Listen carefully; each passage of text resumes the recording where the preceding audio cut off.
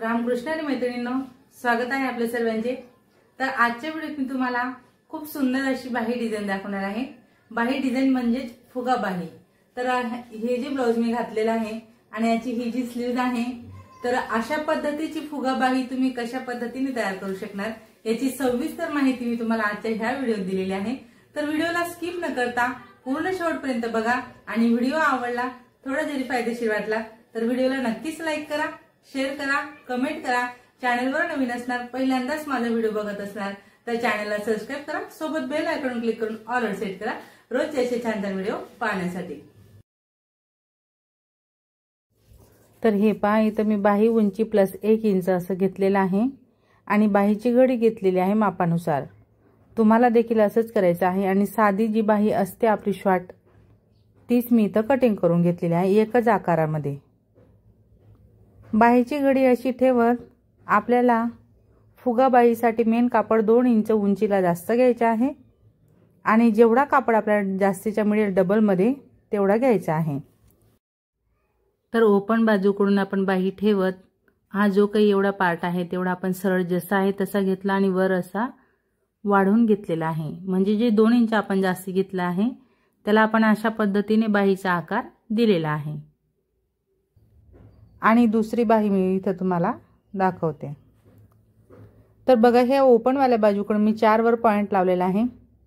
दोन्ही बाजूला कट लावायचे आहेत, आपल्याला लक्षात राहायला हवं म्हणून कमी जास्त पार्ट आपण कटिंग करून घेतलेला आहे।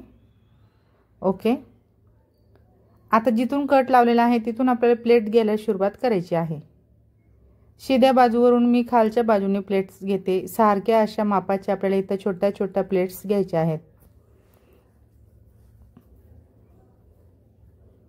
बरोबर दुसरा कट लावलेला आपल्याला मिळतो तोपर्यंत आपल्याला प्लेट्स घ्यायच्या आहेत। बघू शकता अशा पद्धतीने। आता आपल्याला काय करायचं आहे, अस्तर घ्यायचे आहे, अस्तरवाली जी बाही कटिंग केलेली आहे ती, आणि त्याला आपण अशा पद्धतीने सरळ म्हणजे सीध्या बाजूवरूनच आपण अस्तर स्टिचिंग करून घेतोय। व्यवस्थित अशी टिप टाकायची आहे आपल्याला बरोबर, आणि बरोबर येते का हे देखील आपल्याला चेक करायचे असतं। जर का तुम्हाला दंडगेऱ्यासाठी कापड कमी पडत असेल तर तुम्ही एखाद प्लेट अजून काढू शकता, ज्याच्याने तुम्हाला अस्तरच्या बाहीला पुरेपूर असा कापड बरोबर येईल। दाबटीप टाकल्यानंतर आपण संपूर्ण अस्तर आतमध्ये टाकणार आणि इथं मी बरोबर अर्धा इंचाच्या अंतरावरून टिप टाकून घेते। आता ज्या काही प्लेट्स मी घेतलेल्या होत्या त्या प्लेट्स मी बरोबर व्यवस्थित करते आणि मग अशी टिप टाकून घेते। तर ही टिप मी का टाकते, तर माझ्या ह्या बाहीला लेस आहे खाली आणि मला ती लेस लावून घ्यायची आहे व्यवस्थित, म्हणून मी ही एवढ्या जास्तीच्या अंतरावरून टिप टाकते। तुमच्याकडे जर का लेस नसेल तर तुम्ही फक्त पाइपिंग लावून देखील ही बाही सेटिंग करू शकता।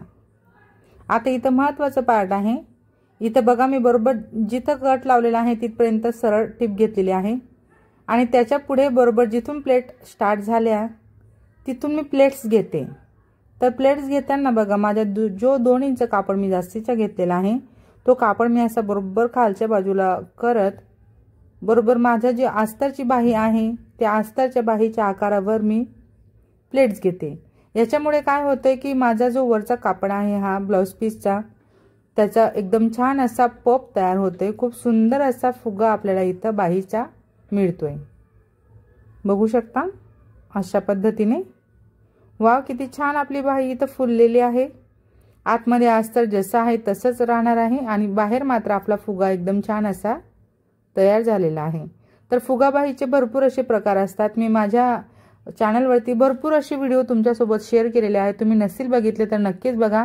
देवसेना बाही आहे, पप स्लीव्हचे बरेच असे प्रकार असतात की कोणाकोणाला पप जास्तीचा फुगलेला नकोय, एकदम प्लेट्सवाली बाही हवी, तर असे वेगवेगळ्या प्रकारच्या बाह्या मी तुमच्यासोबत शेअर केलेल्या आहेत। तर इथं बघा ही जी लेस होती माझी मी ती अशा पद्धतीने लावून घेते। लेसला पाइपिंग आहे खालच्या बाजूला। खूप सुंदर असं कलर कॉन्ट्रास्टमध्ये हे ब्लाउज आलेला आहे। लेस बघा एक बाजूने लावून झाल्यानंतर दुसऱ्या बाजूला देखील टिप टाकायची आहे आपल्याला। तर फुगा ही छोटी फुगा बाही आहे, तुम्ही यामध्ये मोठी देखील बनवू शकता, म्हणजे 6 इंच 7 इंच पर्यंत। वाव, किती छान असा पप तयार झालेला आहे। तर हे ब्लाऊज माझ्या बहिणीचंच आहे, तर तिच्यासाठी मी हे ब्लाऊज शिवून दिले आहे आणि खूपच अर्जंट ब्लाऊज असल्यामुळे तर मी रात्री हे ब्लाऊज पूर्ण कंप्लीट केलेला आहे।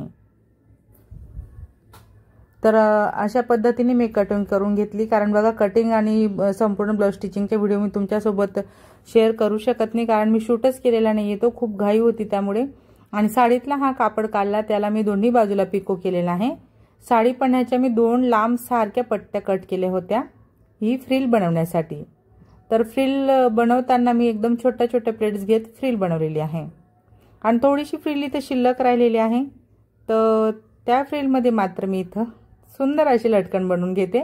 म्हटलं आता एवढीशी फ्रिल शिल्लक आहे, मग त्याचे काहीतरी आपल्याला छान असा उपयोग करायचा आहे, तर मी लटकन देखील एकदम छान असे तेव्हाच्या तेव्हा इथं बनवून घेतलेले आहेत। तर बघू शकता तुम्ही फ्रिलचे मी 2 पार्ट केलेले आहेत। फ्रिल 2 इंचाची होती, तर मी मध्ये अजून एक टिप टाकून मधून कट लावत 1 इंच ह्या बाजूला 1 इंच त्या बाजूला, म्हणजे दुसऱ्या लटकनवरती। तर अशा पद्धतीने आपण फ्रिल वाले लटकन बनवतो तेव्हा आपल्याला ट्रायंगल असा राऊंड शेप मध्ये करायचा असतो, जसं की मी तुम्हाला दाखवलेला आहे। आता खूप घाई असल्यामुळे मी ह्या ब्लाऊजचं बॅकनेक एकदम सिंपल असा तयार केलेला आहे गोल मध्ये, पण त्याला देखील एकदम आकर्षक अट्रॅक्टिव्ह असा लुक मी इथं दिलेला आहे। आता हे दुसरं पार्ट आपण लटकनसाठी वरून ठेवून घेतलेला आहे।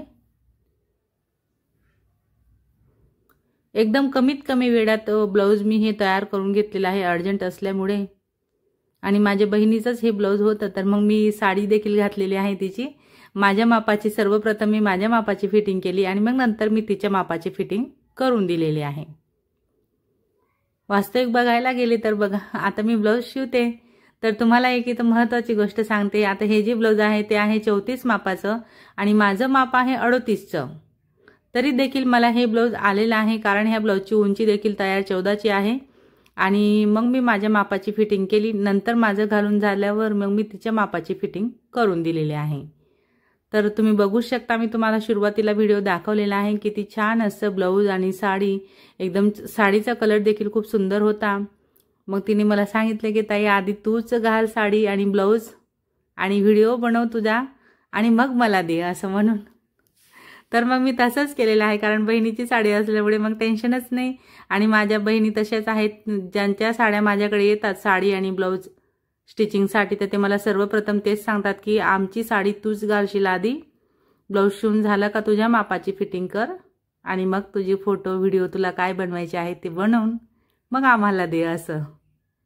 कारण बघा माझं हे यूट्यूबचं काम आहे, तर माझ्या सर्वच जो परिवार आहे त्यांना खूपच असा गर्व होतो आणि त्यांना असं म्हणजे एकदम छान असं वाटतं कोणाला पण सांगताना की आमची ताई आहे, तिचं चॅनल आहे यूट्यूबला, ती खूप छान छान अशा डिझाईन शिकवते सर्वांनाच आणि ते असे सांगतच असतात। आणि आता तिचे हे ब्लाऊज आहे, तर ती काय सांगणार, तर तिला सर्वच जण विचारतील की हे ब्लाऊज कुठून शिवून घेतलंय, कोणी शिवून दिलंय असं।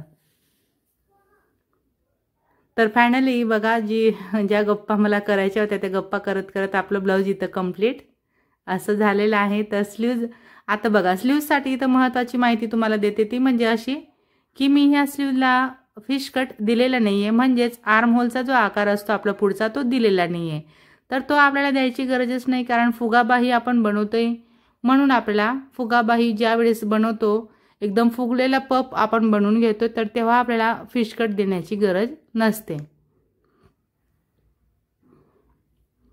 आता इथं आपल्याला चेकिंग करायचं आहे, छातीच्या 4 प्लस 2 इंच बरोबर येते का, तर हो 10.5च्या पुढे जेवढं काही एक्स्ट्रा येते तेवढं मी कटिंग करणार आहे, कारण मी डायरेक्ट कापडावर कटिंग केलेली आहे।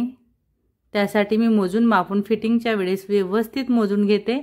आता मला एक कमेंट होती एका मैत्रिणीची, कमेंटने तिने मला इन्स्टाला मेसेज केला होता त्या ताईंनी की ताई माझी शिलाई अशी क्रॉस झालेली आहे फिटिंगची, तर असं का होतं, तर ते तुमचं ह्यामुळेच होतं की तुम्ही इथं मोजमाप करत नाही। छातीच्या 4, कमरेच्या 4, दंडगेरच्या निम्मे प्लस 2 इंच असं ज्यावेळेस तुम्ही मोजून घेणार तेव्हा तुमचं ब्लाऊज असं परफेक्ट तयार होणार आहे। बघू शकता माझ्या ब्लाऊजची घडी देखील एकदम छान बसलेली आहे आणि बॅक तसंच फ्रंट एकदम परफेक्ट अशा लेवलमध्ये आलेला आहे। तर असं छान ब्लाऊज तुम्हाला पण येईल। तर मग मैत्रिणींनो, आजचा हा व्हिडिओ तुम्ही माझा पूर्ण शेवटपर्यंत बघितला त्याबद्दल तुमचे सर्वांचे खूप खूप धन्यवाद। असेच माझे व्हिडिओ बघत चला व मला सपोर्ट करा। व्हिडिओ आवडला असेल, थोडा तरी फायदेशीर वाटला असेल तर व्हिडिओला मात्र नक्कीच लाईक करा, शेअर करा, कमेंट करा. चॅनलवर नवीन असणार, पहिल्यांदाच माझा व्हिडिओ बघत असणार तर चॅनलला सबस्क्राईब करा. सोबत बेल आयकॉनवर क्लिक करून ऑल सेट करा रोजचे असे छान छान व्हिडिओ पाहण्यासाठी. चला तर मग भेटूया आपण पुढच्या एक छान अशा व्हिडिओत. धन्यवाद.